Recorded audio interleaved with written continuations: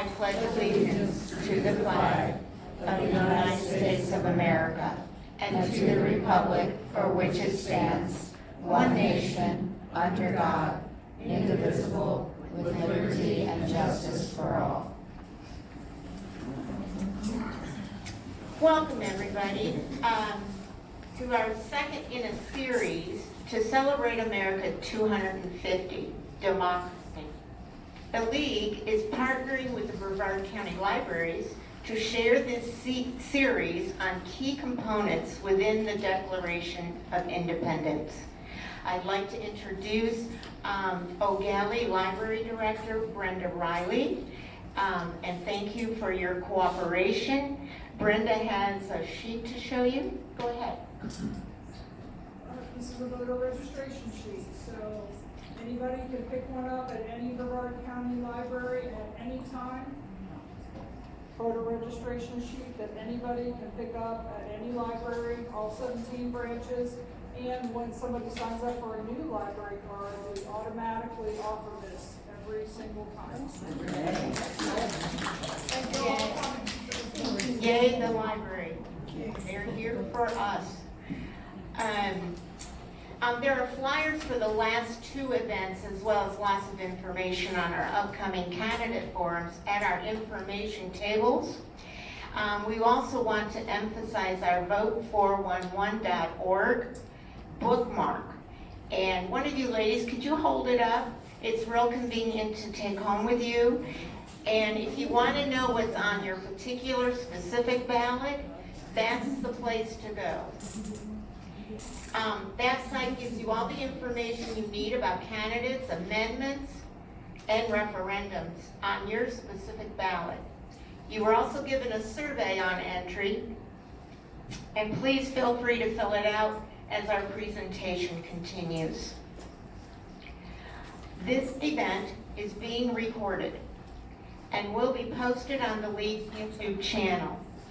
Recordings of this event may not be used without the express written approval of the League. The League will only allow audio video of the event to be broadcast in its entirety, no editing, altering, or excerpts, except by verified media reporting on the event. I am Judy DeAngelis, President of the League of Women Voters of the Space Coast. For 106 years now, the League has been a nonpartisan, activist, grassroots organization that believes voters should play a critical role in democracy. The League has been a reliable source for voter information. Over the last century, we fought for election protection, reforms to maintain a democracy, and equal access to the ballot, all while maintaining our commitment to nonpartisanship and fostering an informed electorate.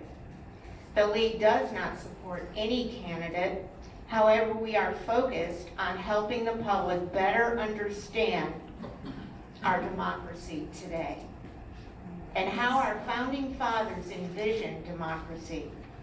Our hope is that you leave today with more knowledge and an appreciation for the process and struggle our founders endured. America is a work in progress toward a more perfect union. You will have a chance to get answers to any questions you may have during and after the presentation. Please write down your questions as our speaker proceeds, and raise your hand if you want to submit a question, and someone from the back will come and pick it up and bring it to Diane, who will, make sure it's an okay question, nothing questionable. And so, now I would like to introduce our Celebrate America 250 Committee Chairman, Lori Albert. Lori? Thanks, everyone. Thank you for coming. Our event today is in two parts. We're going to start with a presentation by Dr. Annabelle Conroy. After that, as Judy just mentioned, we'll open the floor for questions. write them on the 3x5, raise it, somebody will come pick it up. So please be thinking of any ideas, anything you want to know more about the topic of democracy as Dr. Conroy speaks. Of course, help yourself to refreshments at any time, and at the end of the program, we'll ask you to fill out a brief survey to help us improve future events. So our speaker today, Dr. Annabelle Conroy, is an associate lecturer in the School of Politics, Security, and International Affairs at the University of Central Florida, where she also serves as the undergraduate coordinator. She is a PhD in political science from the University of Pittsburgh, and she specializes in comparative politics with particular focus on Latin America, social movements, and gender. Dr. Conroy has extensive experience in interdisciplinary teaching, curriculum development, and online education. Her academic career spans institutions in the US and UK, including the University of Essex and the London School of Economics. Dr. Conroy is a dedicated educator recognized with multiple teaching awards. As a Fulbright Scholar, she has conducted fieldwork across Latin America and is a frequent presenter at international conferences. There's a copy of her biography in the back of the room if you'd like more information, as well as a list of resources on democracy and our foundational documents. So feel free to take photos. We're being sustainable, so feel free to take photos of those. We didn't print those. But anyway, without further ado, please. Dr. Conroy.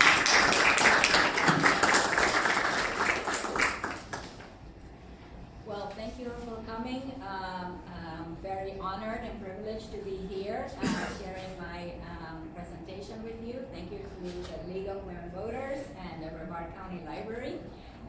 It's really wonderful for me to be here, and I look forward to your comments, your questions. This is such an important topic that I'm over the moon that you decided to organize this, because it's something that we all need to be reminded of and talking about and learning more about it every day. So I'm going to start by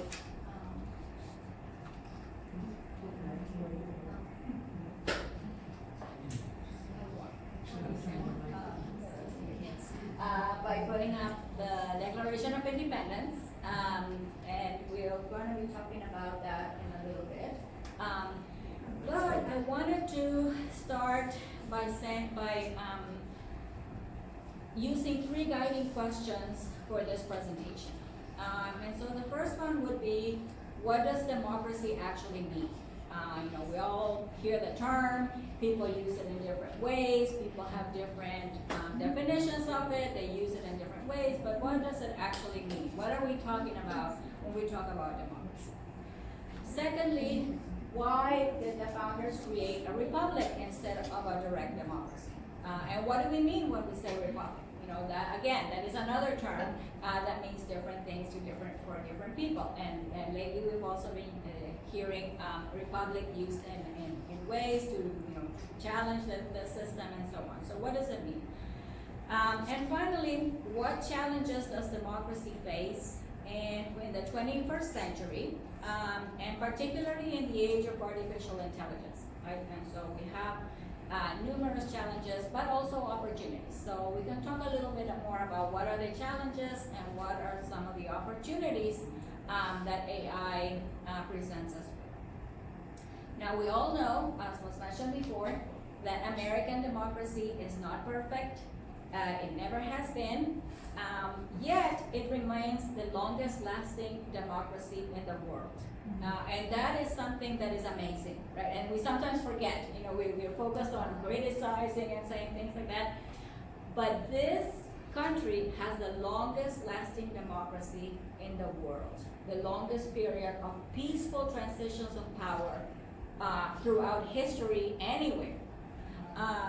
And despite periods of crisis, of course, we have had many periods of crisis, we have had conflict, we have had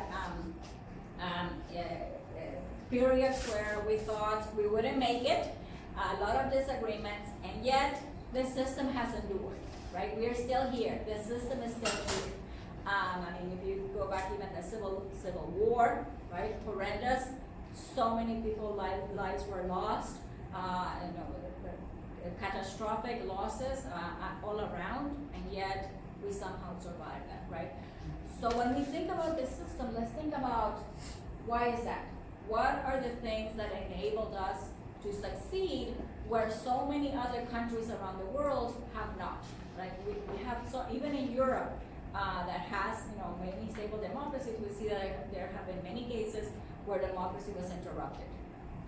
They went back, there was backsliding. In the developing world, we see many cases where you have 2 steps forward, 1 step back, right? You have periods of democracy, and then a crisis, and then not democracy, authoritarian governments.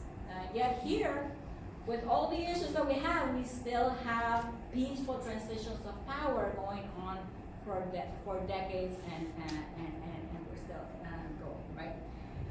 So those are the 3 questions that I want you to have to explore in this presentation, and I want you to start thinking about so we can exchange our ideas regarding that. Now, why does democracy matter? So before we even begin, we need to talk about why does it matter? Why not have an authoritarian type of system? Sometimes some authoritarian governments are actually very efficient. They're able to make decisions right away, whereas democracy is very messy, right? It's very messy, it takes time, sometimes not the most efficient system, and yet we will prefer it. Most people would prefer to have a democracy rather than a different type of system. So if democracy means government by the people, right, where the people rule, how do more than if democracy means government by the people, how do more than 340 million people actually govern themselves? How do we know? How do we know what the people want? If we hear politicians all the time, leaders saying, oh, the people want this, the people want that, right? But how do you know that? How do you manage to make it so that all these people with different interests, different priorities, are represented in a way that they feel represented, right? And if you ever, had a group of people where you're trying to decide what restaurant you're going to do or what you're going to cook for dinner, you know that it's very difficult. Imagine 340 million people, right? How have we done that without having a crisis occurring, right? So most of us do not write laws.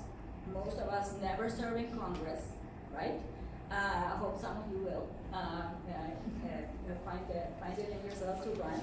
Most of us don't make policy decisions every day, and this creates an interesting challenge for the government, right? How can millions of people with different, and we know the United States is a very diverse nation. We have people from all over the world that have come here, languages, religions, ethnicities, all sorts of things, coming here for all different reasons. How can this experiment that we have here manage to govern itself peacefully, right? The answer, I would say, lies in institutions, the institutions that we're going to be talking about, elections, the way elections are run, laws, and civic participation. Civic participation is key, very important. You cannot have a democracy without an engaged citizenry, right? And that's why I'm so glad that you're here, because this is a measure of your engagement with the democratic system, right? So what is democracy? Democracy, as you know, probably, comes from 2 Greek words, demos, which means the people, and kratos, which means power or rule, right? And so put together means power, ruled by the people, right? But what does that mean when we say ruled by the people, right? That's one of the things that was debated, and we still debate even today. So the basic principle is this. Political authority has to come from the people, from those that are governed, right? Political authority comes from the consent of the governed. We give our consent. We are naturally born free. I think in the last presentation, Dr. Fine talked about govern with and so on. Well, political authority in a democracy comes from the consent of the governed. We give up some of the freedom in order to be governed by our leaders. In a democracy such as ours, leaders derive legitimacy from the people rather than from inheritance, which was the way before we declared independence, right? And rather than religion or military power, wealth, or any other characteristic, right? And so we derive our power from the legitimacy that the government has among the people. But here there is a complication. When we talk about the will of the people, what exactly does that mean? Right? What are we talking about? We can have polls, we can have people going out and asking people, but when you have 340 million, obviously at the beginning it was much less than that, but still a lot of people, how do you know what they want? And especially if they don't agree. So people have different priorities, different experiences, and different values. And so one of the greatest challenges that democracy has is figuring out what to do about all these different priorities, interests, and so on, right? Now this is where politics comes in. And I teach politics, I teach American government, that's one of the courses that I teach. And routinely, what my students say, and some of my students say, oh, I don't like politics, I don't like to get involved. Oh, politics, it's distasteful, right? I don't want to have anything to do with it. But I suggest that we look at politics in a much more positive light. Why? Because politics is the way that allows us to resolve these disagreements, right? So there's never going to be agreement, complete agreement. And that means that we can use politics to give and take, to reach compromise, to let others know what we want, what we need, what we want our leaders to do, right? And by deliberation, by saying what we want, by engaging, we can eventually lead to a compromise, right? So politics, Harold Laswell, who's one of the most famous political scientists, had the most used definition of politics, right? And for him, politics is who gets what, when, and how, right? So if you think about it, when we have so many different opinions and interests and so on, politics is the way by we decide who gets what are the resources, when do they get it, how much of them, and who, which group or person within the polity is going to get them, right? So that's what politics is. Now, so politics is the process of resolving conflicts. Why do we say that? Because we're always going to have conflict in society. And conflict doesn't mean violence, it doesn't mean, it doesn't mean fighting necessarily. Just means that we disagree. We disagree on how to use the resources. We disagree on how to use the money that's available. We disagree on how to spend it. We disagree on how to, pursue certain goals and so on, right? And so there's always going to be disagreements. Even within the same political party, there's going to be disagreements. How do we resolve it? We resolve it by engaging in the political system, in politics, talking to one another, competing, presenting competing visions and so on. When politics breaks down, that is when we have situations that are not the best often. For example, revolution, terrorism, a disengagement, other things such as that, right? So politics is really important. And I say that we should actually see politics as something positive, because that is what makes the system run. Once we do not have that, that's when the system breaks down, right? So politics is something that we should always engage. Politics is essential to a democracy, particularly when people are engaged in it, right? Now, government, just go forward. Government are the rules of the game through which politics is played, right? And so for politics to run, you know, you need elections, you need, you know, somebody that's going to mediate between that, decide who's right and wrong when there's a disagreement in terms of the court decisions and so on. So government is going to be the collection of rules and institutions that are there through which politics occurs. Now, when political systems fail, societies may experience instability, violence, revolution, and so on, and that happens when the political system is not equipped with that. Now, what does a government need to be able to be effective? It needs to have two main things. One is power, right? And so politics is also about power, who has power, right? And how is it used? And the other one is authority. So all governments need to have power, because without power, there's no way to enforce the social contract or the agreement that people have with the government and people have with each other, right? So power is important. How much power, that's what's up for debate, right? How much power should we give the government? And so that is something that was a question at the beginning, and it's still a question now. How much power should the government have? How much power should different levels of government have? State, federal, and local, right? And other sources. Authority is the ability to use this power legitimately, right? So in a sense, if you accept that the government is right in using the power that we have given it. For example, if you are speeding down the road and you get a ticket, you don't like it, but you accept that the officer has the right to give you a ticket, and then you have to pay for it, right? And so, but we accept that. We may not like it, but we accept it. So that is authority. For a system to be resilient and stable, you need to have both. You need to have, the government needs to have power. A government with no power is not going to be effective. And it needs to have authority. In other words, people need to believe in the legitimacy.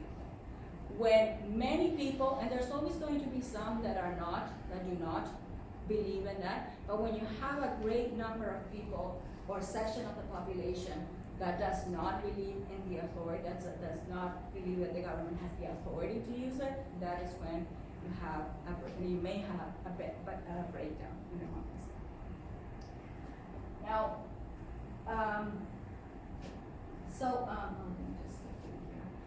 so what are some of the types of government that existed before the United States came into existence? And this is important, because we always must remember that when the United States was created, this was a very innovative idea. Democracy, there were no countries around the world that had that system. There were no long-term experiences with democracy. It was a totally different experience and experiment that they were engaging in, right? So at the time, what were some of the systems that we had, that we still have today? Monarchy, of course, that was in England, right? They had a king. There were many other European examples of that, where power was concentrated in the hands of a few, or one person. Oligarchy, also, we have many examples of that, where a small group of people held the power. Theocracy, where the government is ruled or guided by a religious tenet. It could be Catholicism, it could be Islam, right? Any of those types of systems, that would be a theocracy. Totalitarianism would be the extreme, where the government controls every aspect of society. A modern example of that would be North Korea, for example, right, where the government controls religion, the economy, society, and all of that. And we had some examples of incipient examples of democracy that they could use sort of to try to establish a system here, right? The founders understood these alternatives very well because they have seen them, right? Their challenge was creating a government strong enough that had power. That had powers while preserving liberty, right? How to balance these two things. And this, as you know, is still something that we're still trying to balance. How much power and how much much liberty should people have? So democracy and our republic. So they chose, to go down the democratic route, right? Now, when we talk about democracy, there's many different ways. If if you look at political science like to use jargon, and they have like many different names for different types of democracy. But here we're going to be talking about two main distinctions: democracy, or direct democracy, which is direct participation by the people, emphasizes popular participation and majority rule, and a republic, which means a system where citizens elect the representatives, and the representatives are the ones that make the day-to-day decisions, right? Based on what the people vote for, right? So they govern on their behalf. So the United States, we can mainly consider to be a democratic republic, right? Because they try to balance these two things: the will of the people, but also the role of the representatives. Because it's, having a direct democracy is almost impossible, right? And the larger the country is, the more difficult that's going to be. So the difference sometimes is misunderstood, because sometimes people say, oh, it's a republic, so it's not a democracy, or it's not completely democratic.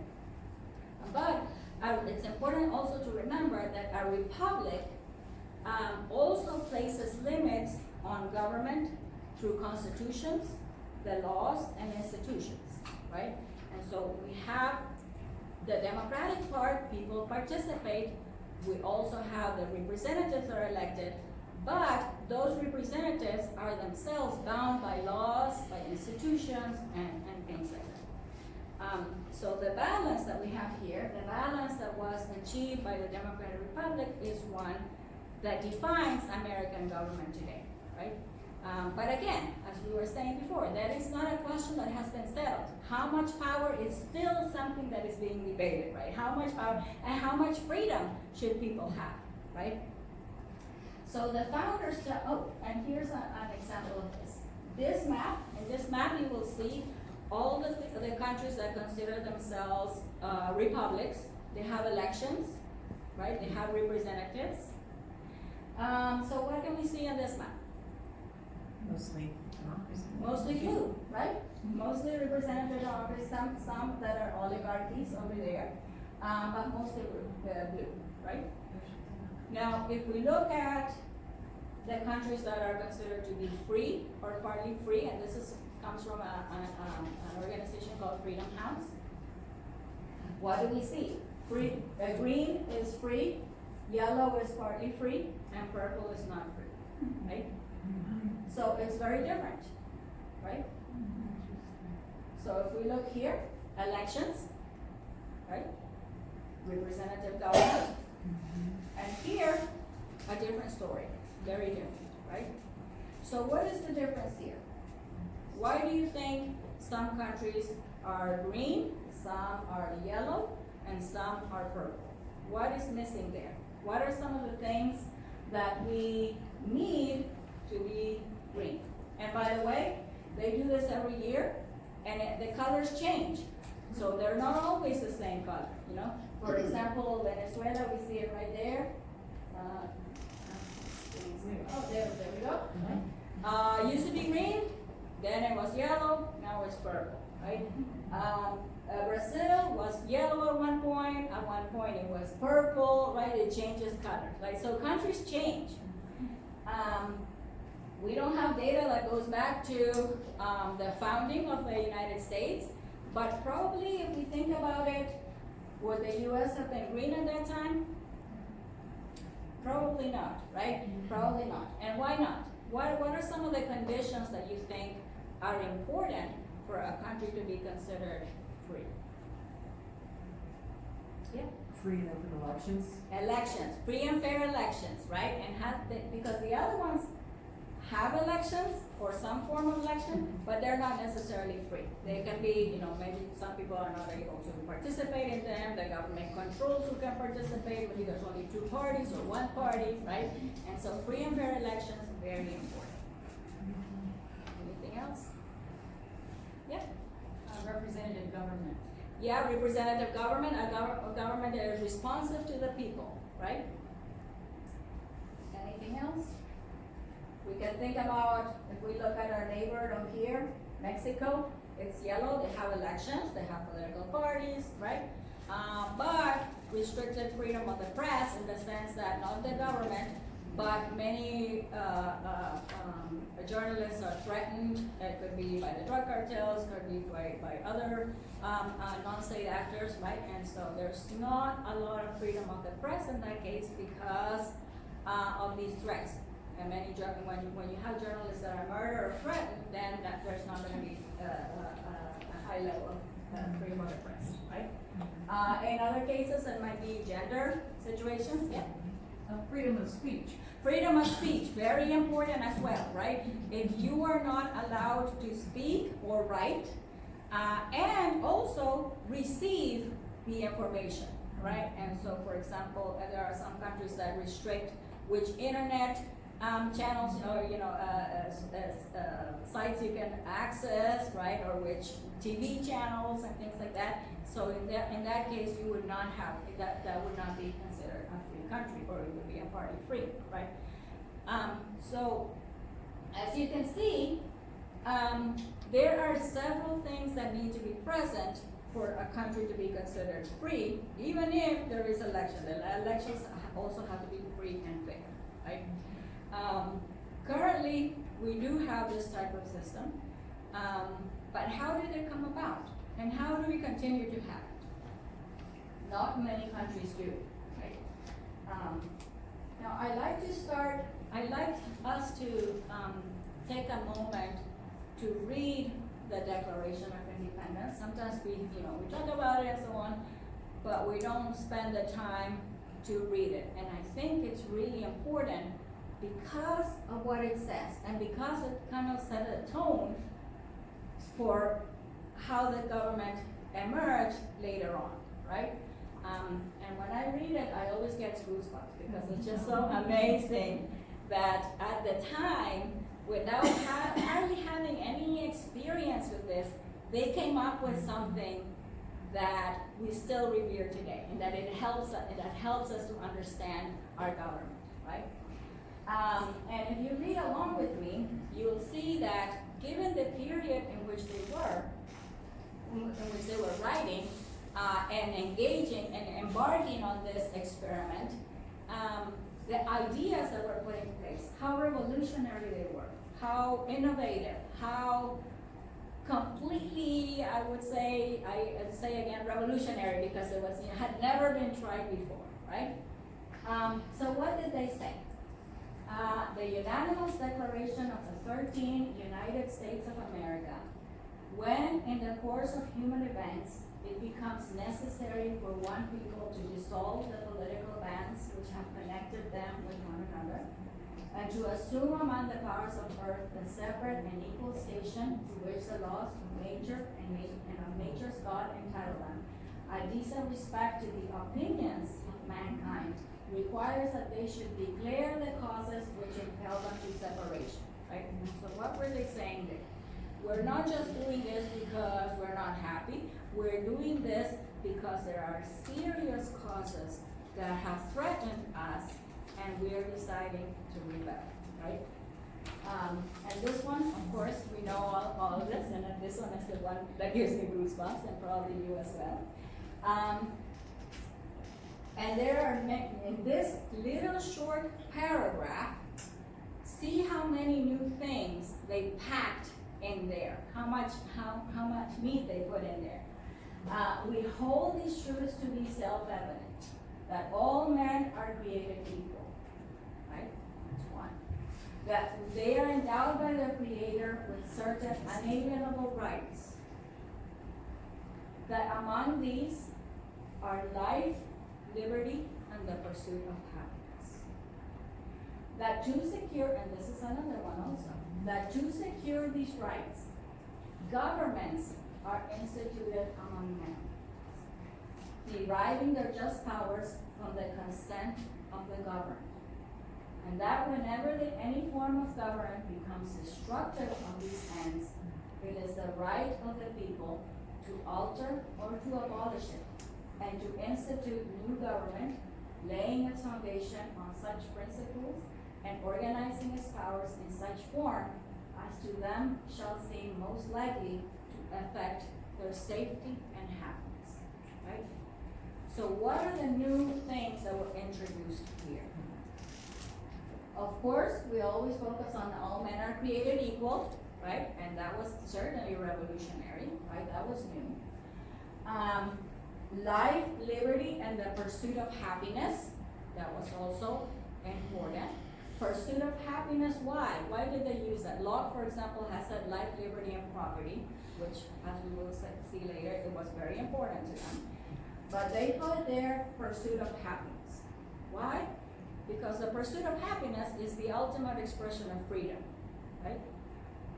Pursuing your own happiness is the ultimate expression of freedom that you can have. And so they put that there. And then the other thing that sometimes we don't remember, but that's very, very important, especially as we try to understand government, is that they said to secure these rights, these three rights that they just mentioned, governments are instituted among men. So what are they saying with this? They're saying that government is necessary for you to achieve these three things, right? And the governments, of course, are responsive to the people, but without a government, you might not be able to. The governments are there to make sure that people are able to enjoy these freedoms, right? And so government was something that was very important to them.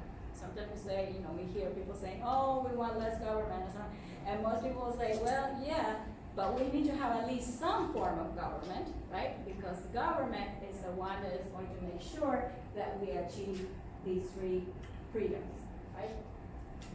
And then it says, of course, the right of the people to alter or to abolish it if the government breaks that contract, if the government does not, function in a way that allows us to have these rights. But okay, and so, but later on, and a part that I don't have here, it says, because sometimes say, oh well, whenever we're not happy with the government, we can, rebel, but later on they say this is not for you to do it just because you don't like it. This is only to be used when it's a sustained over time violation of the contract, not just because you don't like something, not because you don't like, a certain tax or things like that, right? There has to be a sustained over time violation of the contract, and they even mention it like that. It has to be something that is, and there has to be a process for that, right? So the Declaration of Independence set the stage for the government that we have today. But these things that they put there are easy to say, right? Oh, well, everybody has a right and so on. But in reality, how do you put that in practice? How do you put a government in place that is going to be able to do all these things that we're charging it to do? Especially considering that we have such a diverse group of people already here. And so the Founders' Challenge had two major concerns, to reconcile two major concerns that they had. The first one was to avoid tyranny, right? Because they were just, they're just breaking up with England, right? The monarchy and so on. They did not want that type of system. And so how to avoid having that type of system. On the other hand, how to avoid disorder, right? And disorder, in their view, was when you have too many people making decisions, no limits, mob rule, basically, right? In other words, too much freedom without any restrictions, right? And so they had to find a way to reconcile and have a system that allowed for freedom, but not unlimited freedom, right? But also not a government that was so powerful that restricted individuals so that they would not be able to access these freedoms, right? Now, under the Articles of Confederation, we'll talk about in a minute, which was the first government, and so I always like to say I tell my students that when you have an experiment, sometimes it works and sometimes it doesn't, right? And so the first experiment, the first system of government, they were not experienced, right? So they were trying it out. They were trying different things. The first government that they established did not work, right? And so they had that in mind. You know, when they finally came up with a constitution, they tried this one first. The Articles of Confederation was a system that tried to provide as much power as possible to the states, right? And so the colonies, probably you know, right? They had been used to making their own rules, having their own currency. They were basically little countries unto themselves, right? They were not interested in having a national powerful government imposed on them, because that would be going back to the way that the previous system had been, the monarchy, right? So they did not want it. And so the Articles of Confederation tried to take those concerns into account, right? But the problem with this, and this was a confederal system of government, sort of like the European Union now, right? And so you have different countries, they come together, you have a loosely binding entity at the top, but each country has their own rules, their own, their own legislation, their own leaders and elections and so on. It was a republic in a sense, right? But it was a confederal system of government, right? And the problem with this was the following, that the national government was very weak. The states had all the power, right? And so what was the problem with this? The central government had few powers. It had the power to borrow. It had the power to declare war and negotiate treaties. It did not have the power to tax, to regulate interstate commerce, and to raise a standing army or navy. Also remember that this was the time when they were still fighting against the English, right? The most powerful army in the world at the time, right? And now imagine having to wage war under these circumstances, right? They could declare war, but they couldn't tax, so they didn't have the money. They depended on the states to send money, to send soldiers. And of course, as we all know, when something is voluntary, you sometimes get it, you sometimes not, right? Have any of you seen Hamilton? I'm sure you have. Hamilton, the musical, right? So in one section of that, they showed very clearly how George Washington and Alexander Hamilton are panicked. They're very worried because they have to pay for these soldiers and they don't have the money. And how are we going to do this? I mean, imagine being a farmer, being asked to fight and leaving your family and so on, and having to fight and risk your life and for no money. It was a very, it's amazing that we even won, right? Because, it was very difficult. And so the states in this type of system had all the power. They agreed to help when they wanted. Some of them did, some of them didn't, sometimes it didn't work out, right? And people were not inclined to give a lot of time fighting because they were doing, it was a great sacrifice. And so as you can imagine, the system eventually imploded, right? And one of the catalysts for this implosion was something that was called Shays' Rebellion.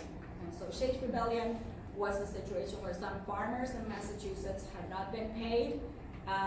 Their lands were being taken away, they were repossessed because they didn't have the money, they haven't been paid, so they couldn't pay back. And so the debtors were collecting on their lands, taking away their lands, their homes, and so on. So they rebelled, closed down the government. And the local elites, the property owners that needed to have this property back, asked the national government for help. Of course, the government could not do that. Why? They didn't have an army, they didn't have money, they didn't have anything, right? And so they had to do it themselves. They got their own militia and they put down the rebellion. So the rebellion was not a large scale one. It wasn't, hugely, consequential, but it was the death knell for the Articles of Confederation. the framers or the people at the wealthy landowners in particular, but people that were involved in government, people like Washington and Hamilton, right? People that had been worried about how to pay, how to finance the government, began to realize that something had to be done, that this was not a sustainable system, right? That voluntary contributions was not going to work and was not a way to lead a nation, right? And so the Articles of Confederation eventually was scrapped. The first, experiment was, but it left this kind of, I don't want to say trauma, but this impression that you don't want a system where people can come up and close the government, right? In other words, give people too much power that is not regulated, right? And so here you can already see that we have the makings of a conflict here, right? Between the ones that want to have power, that the lower classes in particular, in this case, the lower classes, right, having a lot of power, and the property owners also wanting the government to have more power to prevent this type of thing from happening, right? And so we already start seeing that there's going to be an issue here. An issue that has to do with property, an issue that has to do with rights and freedoms and so on. So the Constitution comes up. The Constitution is a way to try to reconcile all of these demands. Have order, but not take away from freedom. Have freedom, but not have too much government power, right? How to do this? That was their charge. How to balance all these demands. Because of course they have to get the consent of the government, which many of them were farmers, right? Many of them had been hard done by the war. They wanted to have their government do things to help them. On the other hand, you had those that said, no, we need to have order, you can't have people demanding things and things like closing down the government and so on. So the framers of the Constitution had this issue. And so one of the most significant changes introduced by the Constitution appears in the opening words, right? We the people. And as you probably know, there was a debate. Should we say we the states or we the people? Who's the one that's going to have the power? And they decided to put we the people. It's a very conscious decision to say we the people. The people are the ones that give the consent to be governed, right? And so we are the ones that are deciding how it's going to go on. Now this was this was revolutionary. It changed. It had not been done before. The Constitution did not say we the states. It said we the people. Very important. So this little phrase, these three words, declared that the legitimate authority came from the people themselves. And the people are the ones that are giving this authority to the government, and they're giving it free, voluntary. So the Constitution sought to create a stronger national government, right, because they had the experience of the Articles of Confederation that hadn't worked. Protection for individual liberty, and a framework for peaceful political disagreements. When people disagree, how is it going to be channeled? How are we going to resolve these conflicts? And these goals we still have today, right? Government still charge the government with doing that. Now, that's a pretty difficult thing to do, right? You have to balance all these things. How are you going to do that? And how did they do it? Well, the framers sought to do this by establishing institutions that would be able to take all of this into account, right? The first one is separation of powers, which I think is the next topic, right? So separation of powers to avoid power concentrated in the hands of a person. And so power will be divided in the legislative, executive, and judicial branch. The second one was checks and balances. so that not only would power be dispersed or distributed, but also each one could check the power of the other one, right? And finally, also another very important innovation was the establishment of federalism. Federalism was invented by the United States, right? It was invented right here. Now some other countries have it, but it was invented here.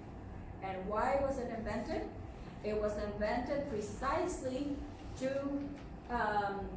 balance the power of the states with the power of the national government, right? That was the thing that they wanted to do. They still have the states retain power, but also have a strong enough national government that would be able to look after the interests of the country as a whole, right? Unlike the Articles of Confederation, where each one had their own thing. They each had their own currency, for example. Sometimes if they wanted to hurt the other state, they would refuse to accept their currency, right? They would make laws that prevented company or products from another state from competing with their own products, right? So it was a very difficult way to have an economy, right? And the founders also, by the way, had worried that England would use this rivalry between states to insert itself, to try to say, well, Georgia, we'll give you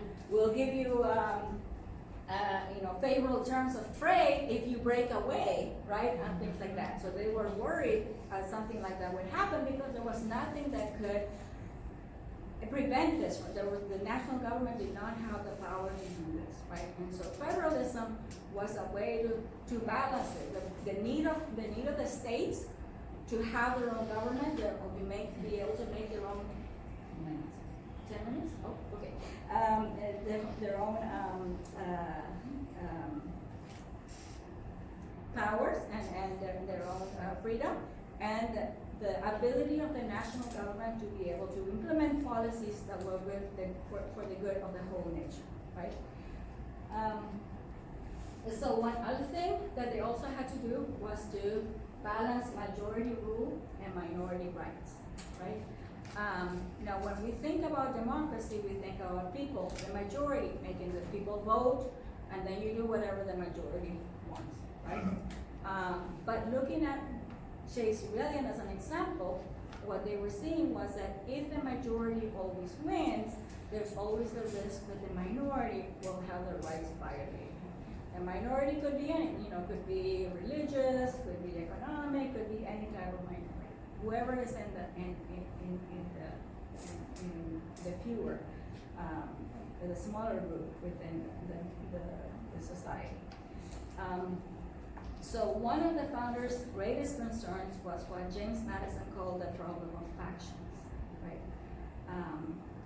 And that could also be political parties in a way, right?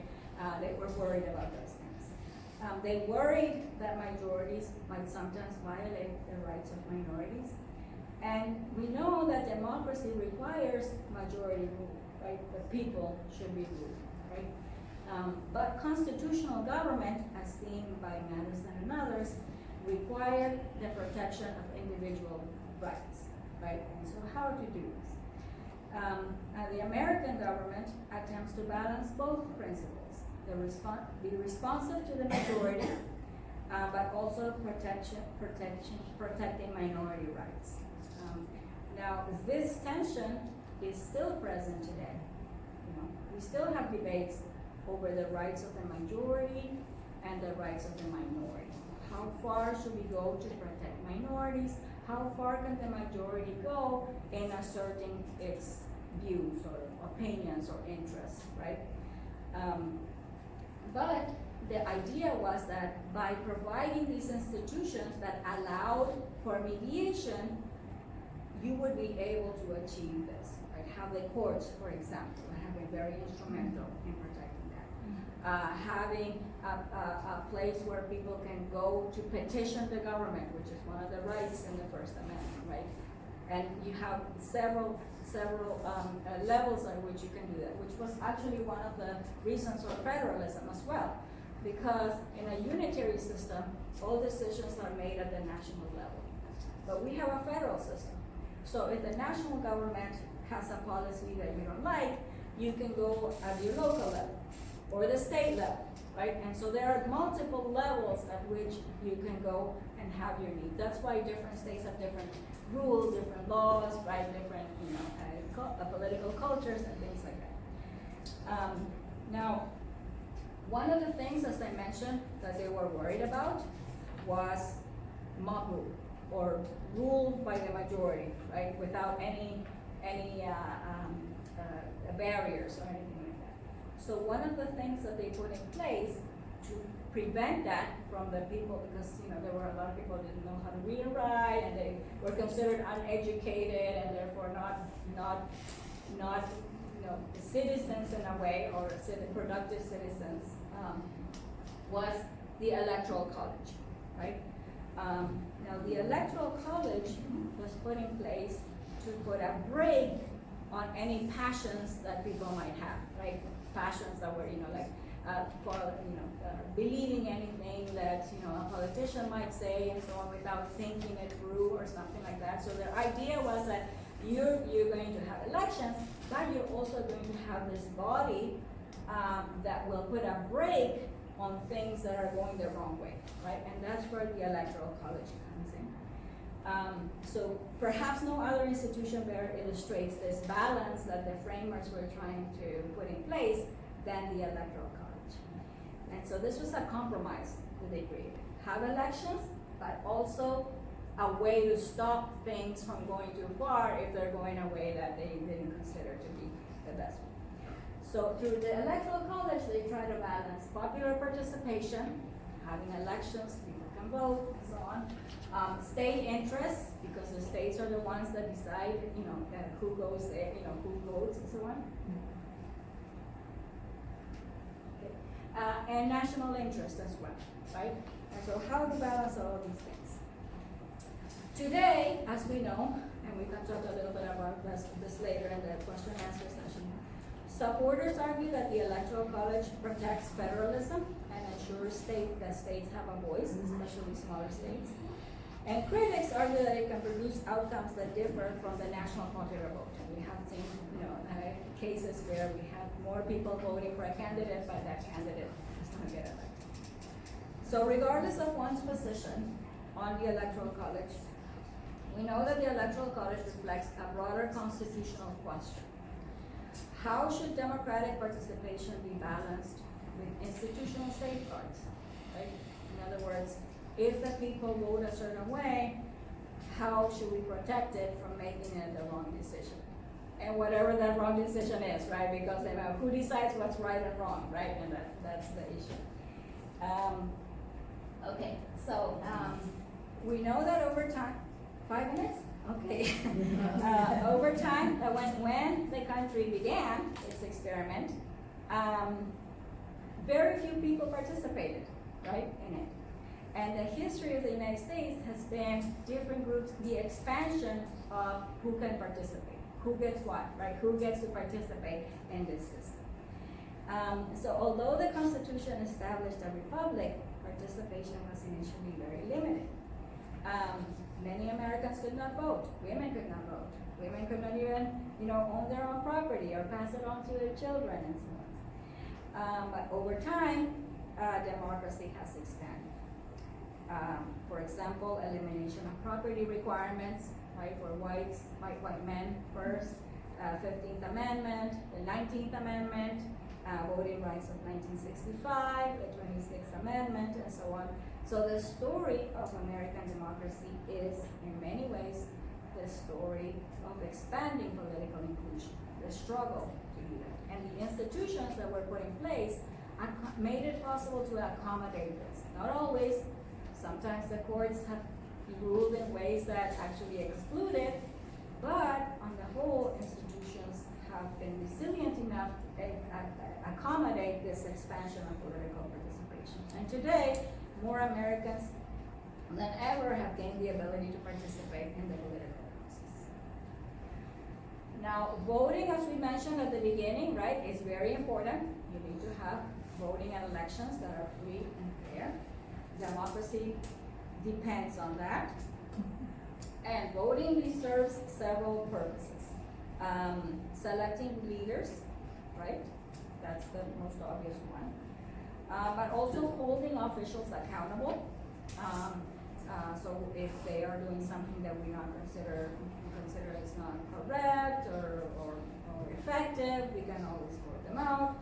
And providing peaceful transfers of power and giving citizens a voice in government. The other one that I didn't put up there, but that you probably know, is that it's an efficient way of putting people in different levels of offices. So we have more than 700,000 elected offices in the United States. It's a lot. Most of them are at the local level. Very few, it's like a pyramid, right? And so at the federal level, there's very few. And then the state, and then the local. And we know we have a lot of, different elections for local offices. If somebody was to say, okay, in this, I'm gonna put this one here, it would be a tremendously difficult exercise. But having elections makes it a lot easier.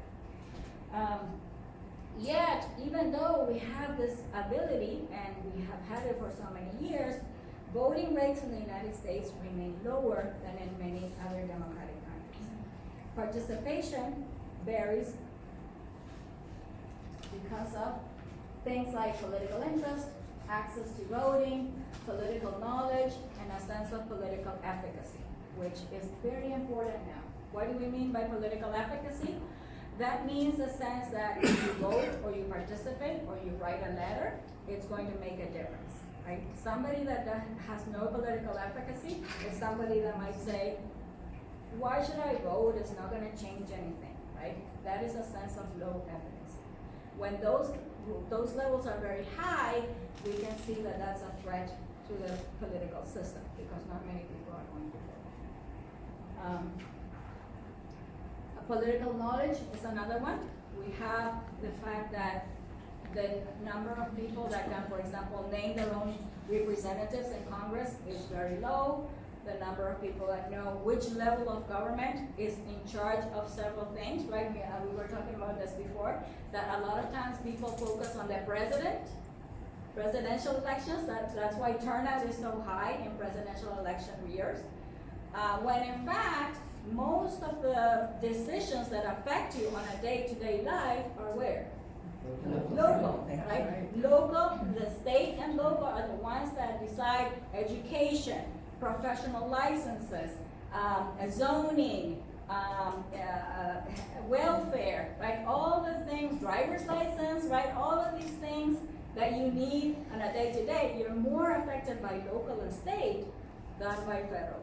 Yet people don't, people think, oh, I'm gonna vote for this president because the president is going to do this and that. No, and in addition, it's not the executive that does that, it's the legislature. The legislature is the one that makes the laws, right?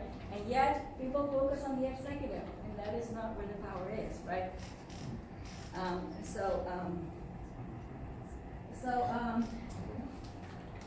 So another thing to keep in mind that I think might be at risk now is the importance of political culture. What do we mean by political culture? Political culture is the shared sense of values. Values that we all share, regardless of political party, ideology, any difference, religion, and so on. The values that we all believe in. For example, freedom, equality, a rule of law, all those types of things. Especially that is important in a case like the United States, where we're a nation of immigrants, where people come from all over. People have different backgrounds, different religions, different ideologies, and so on. But everybody believes in certain things, and that is political culture. That is what binds the polity together, right? That's what we bind everyone together. So political systems are shaped not only by laws, but also by the culture. In other countries that have a long history of people living together for centuries and centuries, they have that. But here we don't have that, right? So we have to use something else, and that would be political culture. American political culture traditionally emphasizes the following things: liberty, right? Equality under the law, individual rights, self-government, and civic participation. That is something that everybody mostly agrees on, right? And that's the basis of political consequence. And the strength of democratic institutions ultimately depends on the willingness of people, individuals, to support these things. Now, some challenges that we're facing today. Modern democracies face a variety of challenges, as you probably know, right? Among them are political polarization, right? Our system is becoming more polarized, and we can talk a little bit more about why that is. Citizens increasingly identifying with opposing political camps, but not just opposing, denying the right of the other side to exist, even in some cases, the most extreme cases, right? Second one is declining trust in institutions, declining trust in the political system. That is sometimes called diffuse support, right? In other words, specific support would be support for specific leaders, for the president, for example. But diffuse support would be when you support the system, even if you don't support the president, for example. Let's say, you don't agree with the president, but you support the system, right? And you support the fact that we have elections and so on. You support the system that is in place, even if you don't like the people that are representing you. If you have a long period of that, where, people lose trust in the system, that's when we have a risk of breakdown of democracy. And finally, civic disengagement, which you probably have seen in some cases, right? Many citizens that feel disconnected from politics and public affairs. I mentioned, some students that say, I don't want to know about politics. I don't want to engage. I don't vote because I don't want to, I have to hear them or things like that. When you have a lot of people doing that, that's a big risk because democracy depends on people being involved. In addition to that, we now have artificial intelligence, right? And so if that wasn't enough, now we have another challenge, which is artificial intelligence, right? Which is one of the most important developments of our era in every type of area that you might think. Artificial intelligence is increasingly influential in political life. Also among my students, I like to use it for their essays and things, but also in political life. AI, the algorithms that it uses, help to determine what information appears online, right? What information you have access to, how campaigns communicate with voters, how governments process data, and how public agencies allocate resources. Right? So it's whoever controls the algorithms, whoever controls how that is dispersed and used, has a lot of power, right? And so this raises the question, who's represented? Again, right, the same questions that we had at the beginning of the founding. Who is represented? Who has influence? And whose interests are overlooked and included, right? So supporters of AI argue that data can help governments become more responsive and more efficient. That's probably true. And it's an opportunity. But critics also worry that algorithms may reproduce existing inequalities. Who has access to the internet, for example? Who has access to different tools within the internet, right? And if some communities are underrepresented in data, they may become underrepresented in decision making as well, right? What data is being used? How is it going to be used? So as you can see, these three questions are the same questions that challenged the founders more than 2 centuries ago. And so we're back to, exactly, we're back to thinking, okay, so who is going to be included? How are we going to ensure that inclusion is real? And what challenges and what opportunities does this offer to make sure that people are included? So, does AI change democracy?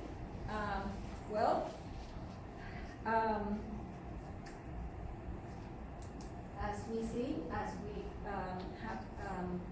I mentioned before, the most important question is, does artificial intelligence fundamentally change democracy, or does it simply expose tensions that have always existed? The founders debated expertise versus participation, right? In other words, the leaders know more, should have more power than the people that don't have any, don't have education and things like that. So expertise versus participation, liberty versus order, majority rule versus minority rights. Right? So AI introduces new technology, but many of the underlying questions remain the same. Technology changes. Right? So now it's AI, it's going to be something else in the future. The fundamental challenge of the self-government does not. It's the same, right? The same questions that we asked at the beginning. So in conclusion, I want to leave you with these reflections. As we reflect on America's democratic experience, several lessons stand out. First, the United States was designed to be neither a pure democracy nor a pure republic. Right? It's a hybrid system to try to reconcile all these different demands. It's a constitutional system. We have a constitution that combines popular participation with institutional safeguards, right? Order versus participation. Second, democracy has evolved through the expansion of political rights and participation. More people than ever are able to participate now. And the institutions have enabled that to happen. Third, we have new challenges, from polarization, as we were saying before, to artificial intelligence. And these require citizens to think carefully about issues like representation, accountability, and civic responsibility. Finally, democracy depends on more than laws and institutions. It depends on citizens like you, taking action, being informed, providing oversight to the institutions that are representing us. The Constitution begins with these three simple words: we the people. Those words remind us that democracy is not something government does for us, it is something that we do together.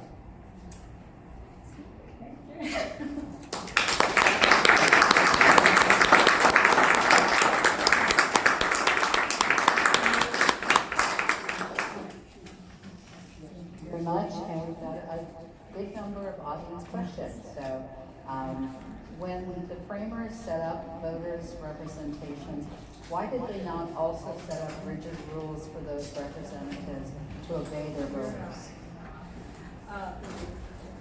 So, when the framers set up the voters' representatives, why did they not also set up rigid rules for those representatives to obey their voters?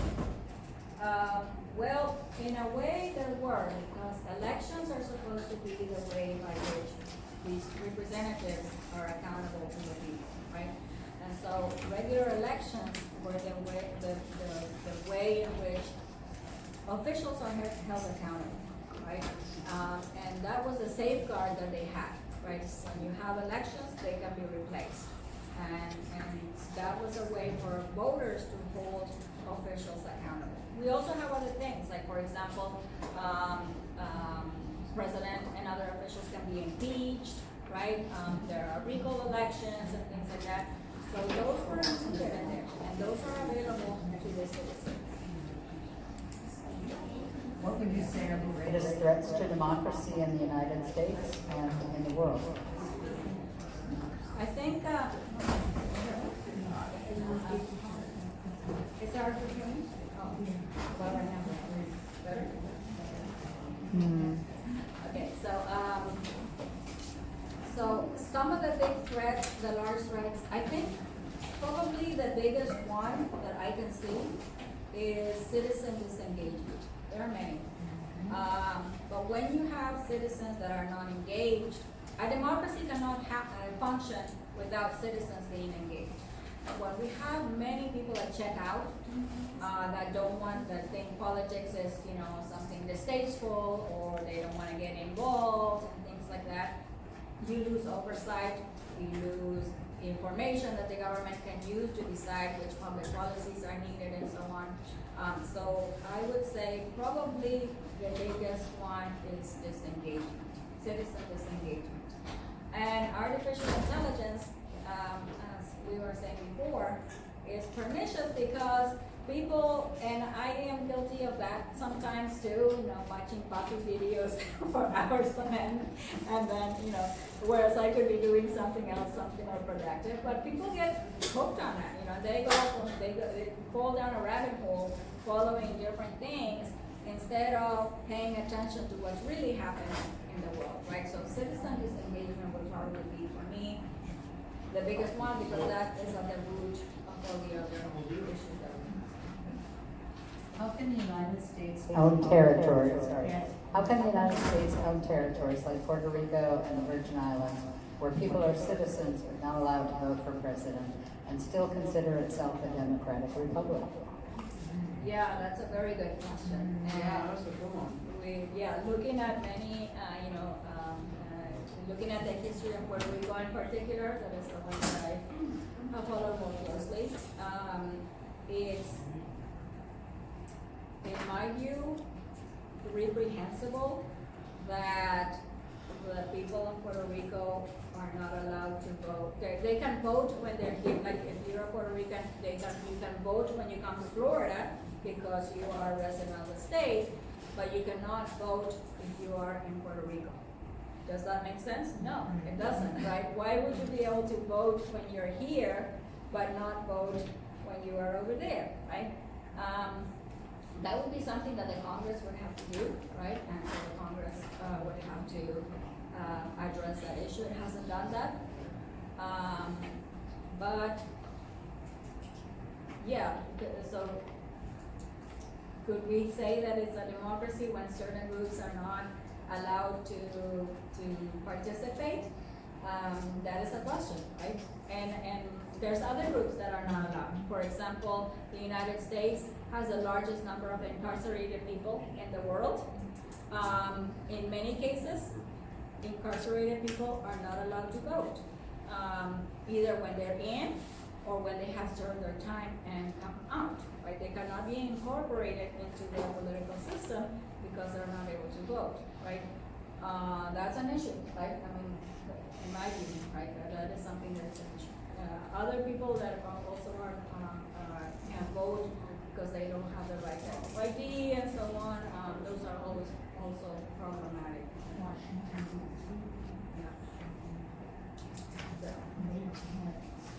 Oh yeah, Washington DC, right? So they also kind of similar to Puerto Rico in the sense that they don't have representation in the Senate, right? Why did the Taxation founders, without representation, right?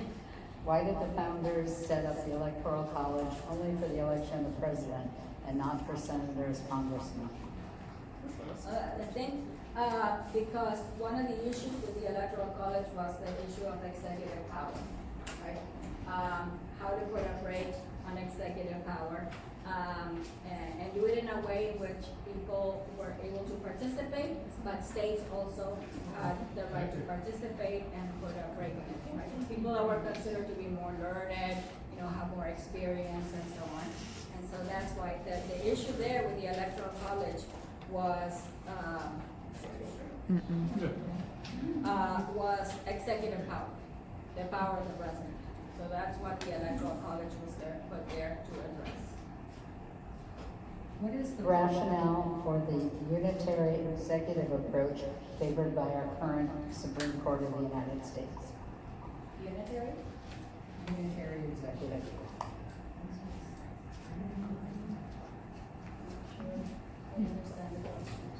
So I think they mean unified executive. Like a unitary system of government, Right. rather than federal? Well, the federal system of government was put in place to balance the need of the states with the national government, right? And so having a unitary system of government would mean that states would lose the powers that they have, which would be very, very difficult. I don't think states would go along with that. So I think For now, the federal system is in place to protect the rights and interests of the states, as well as allow the national government to have some role in protecting the nation's. Do you think there's any country in the world that is strictly a democracy? No, well, depends on what you mean by democracy, right? So if we were talking about direct democracy, no, we don't. Even when we talk about Athens, which was the original direct democracy example, they weren't really a direct democracy because only some people could participate, right? And women were not allowed to participate, slaves, servants were not, only men could participate, and certain men, right?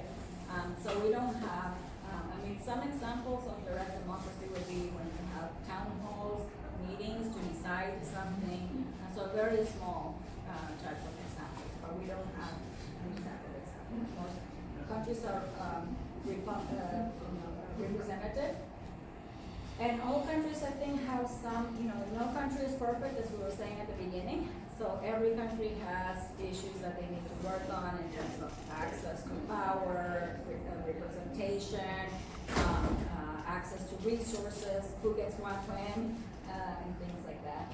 But I think looking at the United States and seeing that it has persisted or been in place for so long, regardless of the huge crisis that we have had at certain points in time, is a testament to the institutions that they put there, right, that they established. Why are our electoral places limited to one of only two candidates? In other words, why did the two-party system evolve?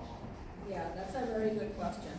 And the reason for the two-party system that we have is the way that elections are held. So we have a winner-take-all system that prioritizes the largest two parties, right? So if you, for those of you who are old enough like me to remember Ross Perot in the 80s, right?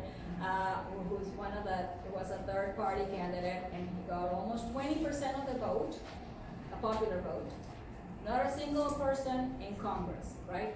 Why? Because of the way the Electoral College works, that benefits whoever wins the most votes and disadvantages smaller or minor parties. Now, a system like Great Britain, for example, that has a parliamentary system with proportional representation, in that case, he would have had 20% of the seats in the legislature. But here, because we have a winner take all, whoever wins the state wins all of the votes there, right? And that tends to disadvantage smaller parties. So sometimes people say, oh, we're gonna make a third party and we're gonna compete. You can, but it's gonna be very difficult to win at the national level. At the local level, yeah, it's easier, but at the national level, it's going to be very difficult. Why? Because of the winner-take-all system that we have. What is the best way to explain that our country is both a republic and a democracy? Probably the fact that the system tries to balance the power, tries to balance participation, but also order, right? So that is the way to allow for participation, for civic participation, citizen participation, but also do it in an orderly way by having institutions that channel that participation in a way that enable us to have a political discourse without it devolving into something else, right? And so institutions are very important. Are communism and socialism a type of totalitarianism or a combination of democracy and totalitarianism? Well, socialism is an economic system. Totalitarianism is a political system, right? It can also have control over the economy. But sometimes we say, oh, if a country is so socialist, it can't be a democracy.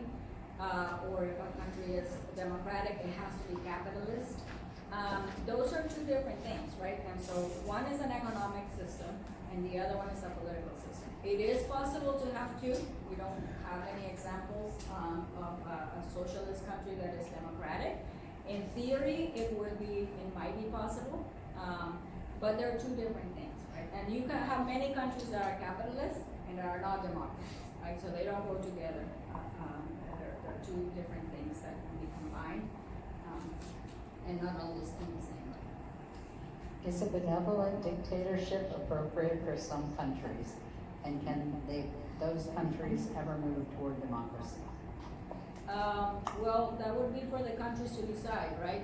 So for some countries, it has been, and this is always a debate that we have. If you have it, for example, in Central America, you have had examples where people choose a government that has been more authoritarian because the idea is that if they're authoritarian, they can put order in the country, get rid of crime, get rid of drug traffickers and things like that.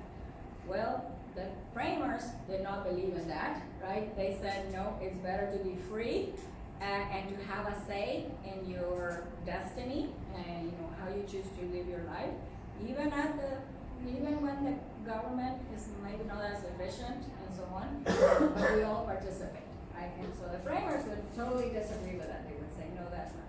Now, some countries decide to go that way. And China, for example, has has lifted millions of people out of poverty. Maybe some people will support that because they're better off, but that is something for the people to decide. Probably many people would not agree with that either in China, right? But that is a question that we're still asking, right? I mean, how far should the government go to pursue a goal? For example, raise incomes or eliminate crime or, do away with groups that, hurt society and so on. How far should it go?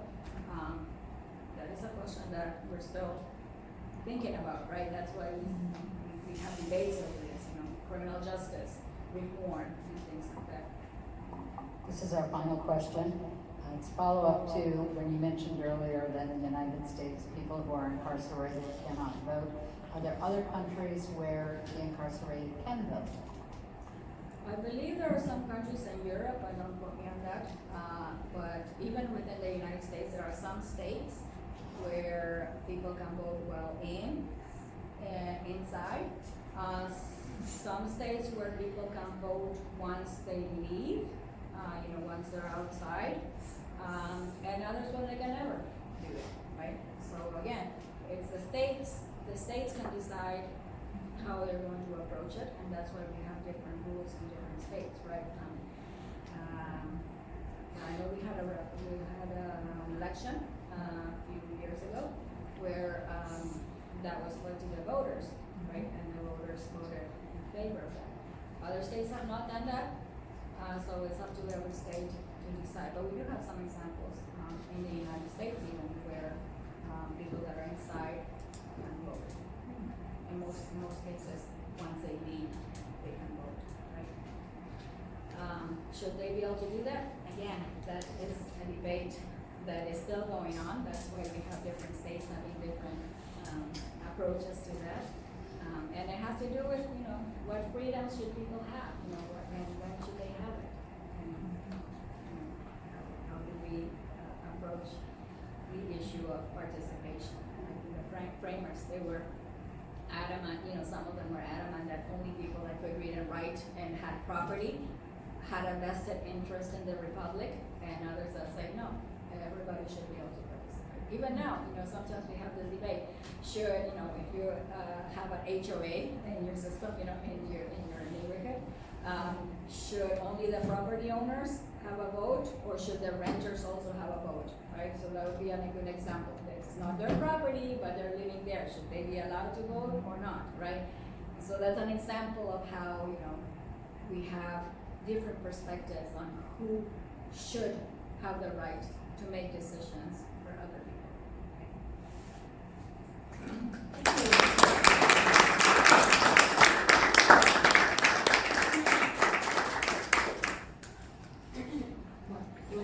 You can stay up here for a moment. I want to thank our presenter today, Dr. Annabelle Conroy, for an excellent, engaging presentation.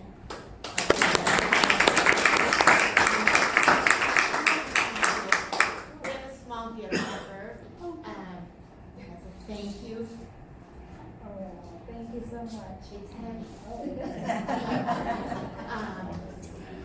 I'd also like to thank, I like microphones. I'd also like to thank our partners at the Brevard County Library System, Director Wendy Bost, and of course the O'Galley Library Director you met today, Brenda Riley. It continues to be a pleasure working with both of them. Our League Celebrate American 250 Planning Committee deserves a big thank you for all the arrangements that have been done. And that is Diane Conway over here. Let's see, Susan Little, is she still there? Yep, there you are. Okay, there we go. Ina Fritsch. Stephen Horse is out, engaging with voters. And Lori Albert, our chairman. Now, even though our country has been through a lot over the 250 years, we continue to persist, learn from the past, and move forward with our greatest empowerment, the right to vote. Our information table in the back and outside of the room has lots of information. You might want to take a flyer, they're front and back. These are upcoming forums, candidate forums, local, mostly local, school board, commissioners, mostly that. Oh, and judges in August. We're going to have a a candidate forum for the circuit and Brevard County judges coming up at the Government Center in Building C, August 3rd, a Monday evening. So I know when I vote, I never know who to vote for judge. Right. Because I've never had contact with them, luckily. You know, so it's important to find out about these people who might decide your future, you know, in some way. Also, we have Vote 411 is our website that'll give you plenty of local information on candidates and amendments and all that. And there's a bookmark, handy dandy bookmark, that you can take home with you to remind you to visit. And it'll have the amendments and the referendums and all of that. So take some information home today, and don't forget to turn in your completed surveys. It helps us a lot to know what we need to do better. The next America 250 is in August, and it's on separation of powers, which is kind of an issue today. And we have Chris Spinelli from the Frey Institute at UCF, and he is a very entertaining guy too. Hope to see you soon at some of these events. I'd love to see you again. We would love to see you again. And thank you again for coming out today.